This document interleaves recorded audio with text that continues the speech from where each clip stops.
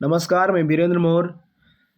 19 मार्च 2021 को भारत के उच्च न्यायालय में बैठे न्यायाधीशों द्वारा एक सवाल किया गया, कितनी पीढ़ियों तक जारी रहेगा आरक्षण। साथियों, ये अपने आप में बहुत बड़ा प्रश्न है ये कि आखिर सुप्रीम कोर्ट के न्यायाधीश ये बात कैसे बोल सकते हैं और ये बात बोलने के पीछे उनकी मंशा क्या है। क्या उन्हें नहीं पता है कि इस देश में आरक्षण की व्यवस्था क्यों लागू की गई। साथियों, आप सबको जानकारी होगी कि हमारा जो संविधान है वो समता, स्वतंत्रता, बंधुत्व, न्याय की बात करता है।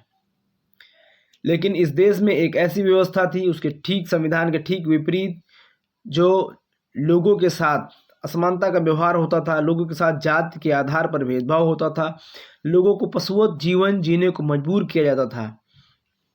इन सब व्यवस्थाओं को देखते हुए हमारे संविधान निर्माताओं को इस बात की ये बात महसूस हुई कि इस देश में आरक्षण की ज़रूरत है। जब तक आरक्षण नहीं होगा, ऐसी कोई व्यवस्था नहीं होगी, तब तक इस देश में समानता नहीं लागू होगी। ये जो छुआछूत है, भेदभाव है, ऊंच नीच है, ये इसको ख़त्म नहीं किया जा सकता है। एक समाज के सभी तबकों को एक समान, एक बराबर, एक लेवल में लेकर नहीं आया जा सकता है। इसलिए हमारे संविधान निर्माताओं ने आरक्षण का प्रावधान रखा। और ये आरक्षण कोई खैरात नहीं है, ये अधिकार है। भारत के बहुसंख्यक समाज का ये अधिकार है, किसी के द्वारा दी गई ये खैरात नहीं है। तो सबसे पहले ये जानते हैं कि भाई आरक्षण पहले लागू हुआ या पहले जातियां आई या पहले आरक्षण आया। जाति है तो आरक्षण है।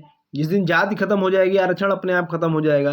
लेकिन सुप्रीम कोर्ट के जो न्यायाधीश हैं, जो जज हैं, शायद उसको इस बात की जानकारी नहीं है। तो साथियों, इस वीडियो में आगे बढ़ने से पहले सबसे पहले जानते हैं कि सुप्रीम कोर्ट के जजों ने आखिर क्या अपने बयान में कहा। सुप्रीम कोर्ट के जज महाराष्ट्र सरकार द्वारा 50% आरक्षण सीमा हटाए जाने की मांग के बाद उनका ये बयान आया है।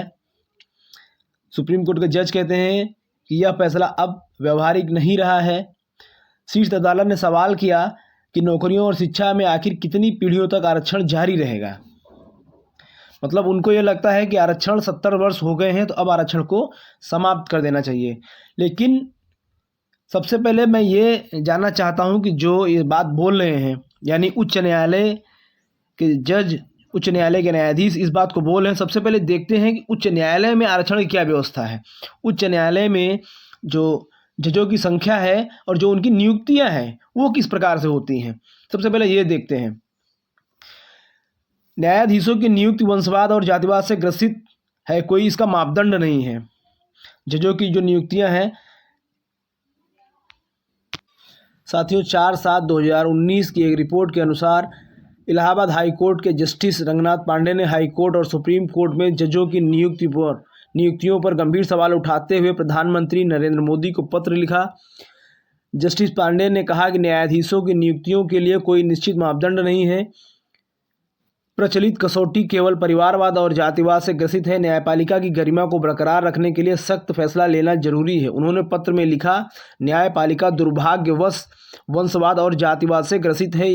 यहाँ जजों के परिवार से होना ही अगला न्यायाधीश होना सुनिश्चित करता है। अधीनस्थ न्यायालय के न्यायाधीशों को भी अपनी योग्यता सिद्ध करने पर चयनित होने का अवसर मिलता है। लेकिन हाईकोर्ट और सुप्रीम कोर्ट के न्यायाधीशों की नियुक्ति का हमारे पास कोई निश्चित मापदंड नहीं। प्रचलित कसौटी है तो केवल परिवारवाद और जातिवाद है। जस्टिस पांडे ने कहा कि 34 साल के सेवा काल में उन्होंने कई बार हाईकोर्ट और सुप्रीम कोर्ट के जजों को देखने का अवसर मिला। उनका विधिक ज्ञान संतोषजनक नहीं है। जब सरकार द्वारा राष्ट्रीय न्यायिक चयन आयोग की स्थापना का प्रयास किया गया तो सुप्रीम कोर्ट ने इसे अपने अधिकार क्षेत्र में हस्तक्षेप मानते हुए असंवैधानिक घोषित कर दिया था। जस्टिस पांडे ने पत्र में लिखा कि कई न्यायाधीशों के पास सामान्य विधिक ज्ञान तक नहीं है। कई वकीलों के पास न्याय प्रक्रिया की संतोषजनक जानकारी नहीं है।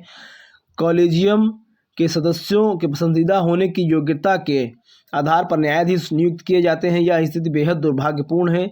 हाईकोर्ट और सुप्रीम कोर्ट के जजों का चयन बंद कमरों में चाय की दावत पर वरिष्ठ न्यायाधीशों की पैरवी और पसंदीदा होने के आधार पर हो रहा है।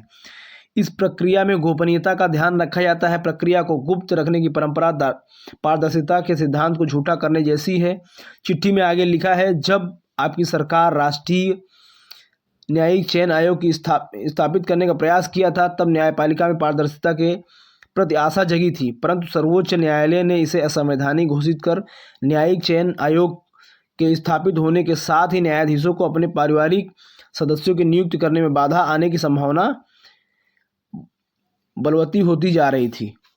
तो देखा साथियों किस तरह से इस समय जो उच्च न्यायालय है, हाई कोर्ट, सुप्रीम कोर्ट और हाई कोर्ट, तो इस समय करीब 34 संख्या है उच्च न्यायालय में न्यायाधीशों की। उनमें से आप बताइए कि कितने ओबीसी, कितने एससी और कितने एसटी कैटेगरी के न्यायाधीश हैं वहाँ पर। सबसे पहले जब आरक्षण की बात हो रही है तो वहीं से शुरू हो जहाँ से ये मामला सामने आया। सबसे पहले उन न्यायाधीशों को ये भी बताना चाहिए कि आखिर भारत की न्यायपालिका में कितने प्रतिशत आरक्षण लागू हुआ है अब तक। आरक्षण 70 वर्षों से है, ये तो कहना आसान है, लेकिन भारत की न्यायपालिका में अब तक कितने प्रतिशत आरक्षण लागू हुआ है, कितने जज वहाँ पर ओबीसी हैं, कितने जज एससी हैं, कितने जज एसटी हैं, इस बात को भी उनको बताना चाहिए। सार्वजनिक मंच से बताना चाहिए, सार्वजनिक प्लेटफॉर्म पर बताना चाहिए, ताकि इस देश की जनता को पता चल सके कि आखिर भारत की न्यायपालिका में भारत के बहुसंख्यक समाज की कितनी हिस्सेदारी, कितनी भागीदारी है, कितना हिस्सा ओबीसी, एससी, एसटी को मिलना चाहिए और कितने जज वास्तव में हैं अभी इस समय वर्तमान में।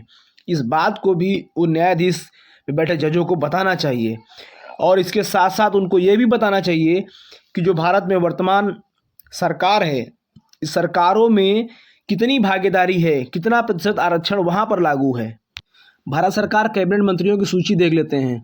अमित शाह, राजनाथ सिंह, जातियाँ उनके नाम के आगे लिखी हुई हैं। श्रीमती निर्मला सीतारमण, श्री जयशंकर, नितिन गडकरी जी, श्री सदानंद गौड़ा, रामविलास पासवान जी जो स्मृत शेष हैं इस समय, नरेंद्र सिंह तोमर, रविशंकर प्रसाद, हरसिमरत कौर बादल जी जो इस समय नहीं है, इस्तीफा दे दिया उन्होंने, माननीय थावरचंद गहलोत, माननीय रमेश पोखरियाल, माननीय अर्जुन मुंडा, माननीय स्मृति ईरानी जी, माननीय डॉक्टर हर्षवर्धन, माननीय प्रकाश जावड़ेकर जी सहित जो 24 संख्या है, 24 में आप देखिए पिछड़ा वर्ग का एक भी मंत्री नहीं है उसमें। जो ब्राह्मण समाज के मंत्री हैं उनकी संख्या 9 है, भूमिहार समाज के जो मंत्री हैं उनकी संख्या 1 है, राजपूत समाज के जो मंत्री हैं उनकी संख्या 3 है, कायस्थ समाज के जो मंत्री हैं उनकी संख्या 1 है, जो बनिया कैटेगरी के मंत्री हैं उनकी संख्या 3 है, अन्य सवर्ण सिख मराठा प्रधान उनकी संख्या 3 है, मुस्लिम संख्या 1 है, अनुसूचित जाति की 2 है, अनुसूचित जनजाति की 1 है और ओबीसी की संख्या 0 है। ये तो हुई केंद्र सरकार में मंत्रियों की बात। और अब बात करते हैं इस देश में शिक्षण संस्थानों में ओबीसी की क्या भागीदारी है। साथियों, देश की जो आबादी है उसमें लगभग ओबीसी की जनसंख्या 7% के आसपास है, उससे अधिक है। लेकिन डीओपीटी 2011 की रिपोर्ट के अनुसार केंद्रीय सरकारी सेवाओं में ओबीसी की हिस्सेदारी सिर्फ 6.9% ही है। सरकारी नौकरियों में ऊंची जातियों का प्रतिनिधित्व 76.8%, अनुसूचित जातियों का प्रतिनिधित्व 11.5% तथा जनजातियों का प्रतिनिधित्व 4.8% रहा है। डीओपीटी 2014 के अनुसार ओबीसी का केंद्रीय सेवाओं की एबीसीडी और कैटेगरी में प्रतिनिधित्व मात्र 11.23% था। उन्होंने कहा कि केंद्रीय सेवाओं में ओबीसी का मात्र 27% ही आरक्षण है, जो उनकी जनसंख्या का आधा भी नहीं है। अब आप सोचिए कि आपकी जनसंख्या 55 से 60% है और आपको आरक्षण 27% मिल रहा है, लेकिन वास्तव में आरक्षण मिल कितना रहा है? 27% बोलकर आपको 11.23% ओबीसी को आरक्षण मिल रहा है। और जो केंद्रीय विश्वविद्यालय हैं उनमें देखिए आप एससी, एसटी, ओबीसी के 58% शिक्षक पद खाली हैं, उनको नहीं भरा गया है या फिर उन पर कोई और कब्जा मार के बैठा हुआ है। इस देश की न्यायपालिका में बैठे न्यायाधीशों को शायद इस बात का अनुमान नहीं है, इस बात से वो अनजान है कि इस देश में जो बहुसंख्यक समाज है उसकी जनसंख्या लगभग 90% के आसपास है। भारत लेनिन बाबू जगदेव प्रसाद जी कहा करते थे, 100 में 90 शोषित हैं, 90 भाग हमारा है। तो अब आप सोचिए कि इस देश में जिसकी जितनी जनसंख्या है उसको अभी तक उतना हिस्सेदारी नहीं मिल पाई है। अब ओबीसी की जनसंख्या 60% के आसपास है और उसको आरक्षण मिला 27, और 27 में भी अभी तक जो है 11% ही मिल पाया है। तो आप सोचिए, शिक्षण संस्थानों का ये हाल है। किसी किसी विभाग में सिर्फ आपको 6% दिवालियेपन का जो एहसास करा रहे हैं अपने बयानों से। ऐसे ऐसे न्यायाधीश कह रहे हैं कि नहीं, कितनी पीढ़ियों तक आरक्षण मिलेगा। अब उनको ये पता ही नहीं है कि इस देश में पहले जाति आई या पहले आरक्षण आया। अगर आप में हिम्मत है, अगर आप में साहस है, तो आप बंद करिए जाति व्यवस्था को, बंद करिए आप। क्योंकि जाति है तो आरक्षण है ना। आप जाति बंद करिए। जैसे रातों रात नोटबंदी हो गई, वैसे रातों रात आप जाति बंद करवा दीजिए। और समाज के सबसे निचले वर्ण व्यवस्था के सबसे निचले तबके के साथ आवाह विवाह स्थापित करवाइए आप लोग। उनके साथ रोटी बेटी का संबंध स्थापित करवाइए। जिस दिन समाज में ये असमानता, ये भेदभाव, छुआछूत, ऊंच नीच समाप्त हो जाएगी, मुझे नहीं लगता है कि उस दिन इस देश में किसी प्रकार के आरक्षण की ज़रूरत पड़ेगी। यहाँ तो भारत में आज भी वो सिस्टम है कि लोगों की जाति देखकर शमशान में उसके शव को जगह दी जाती है। कई बार तो शमशान से लोगों के शव को वापस कर दिया जाता है। कई बार लोगों की शव यात्रा के रूट को चेंज कर दिया जाता है। साथियों, जिस देश में जाति देखकर व्यक्ति का अंतिम संस्कार किया जाता हो, उस देश में यदि आरक्षण को लागू किया गया तो उसमें लोगों को परेशानी होने लगी और लोग विरोध कर, विरोध भी कौन लोग कर रहे हैं। आप सोचिए कि उत्तर प्रदेश में 13 जनपदों का डाटा निकाला गया और उसमें देखिए आप, ये आपके सामने है स्क्रीन पे, अनुसूचित जनजाति बने 4341 सवर्ण।